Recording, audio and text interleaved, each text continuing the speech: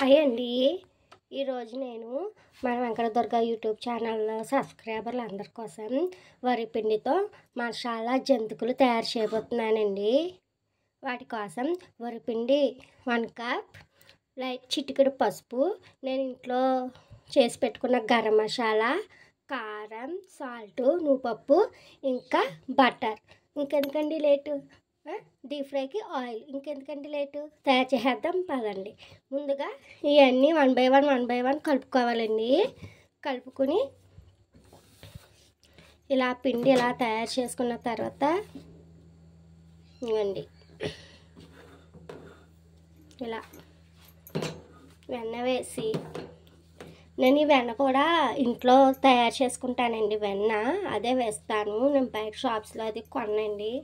వాళ్ళైతే ఏవేవో కెమికల్స్ అది చేస్తారు కాబట్టి నేనైతే ఇంట్లోనే వేస్తాను. జంతికలు అనేది వెన్నపూస అది ఇంట్లోనే, గరం మసాలా అది కూడా నేను హోమ్మేడ్గానే తయారు చేసుకుంటానండి. నెక్స్ట్ వీడియోస్లో గరం మసాలా ఎలా తయారు చేయాలో చెప్తాను మీకోసం. ఇంకోండి ముద్ద అన్నది జంతికల పిండి ముద్ద ఈ విధంగా తయారు చేసుకోవాలి మనం. ఇప్పుడు రండి జంతికలు వేసుకొని చూపిస్తాను మీకు ఎలా వేసుకోవాలో. ఇలా చిట్టి జంతికలు వేసుకుంటే అండి ఇంట్లో చిన్నపిల్లలు ఉన్నా వాళ్ళు ఈజీగా క్యారీ చేసుకుంటారు. లేకపోతే వాళ్ళు అనవసరంగా పాడేసుకుంటారు కదండి. అలా కాకుండా చిట్టి జంతికలు వేసుకుంటే వాళ్ళు ఎంజాయ్ చేస్తారు, మనకి తిన్నట్టు ఉంటుంది. వాళ్ళు వేగాక ఇవి బాగా ఫ్రై అవ్వాలండి. ఫ్రై అయ్యాక చూపిస్తాను.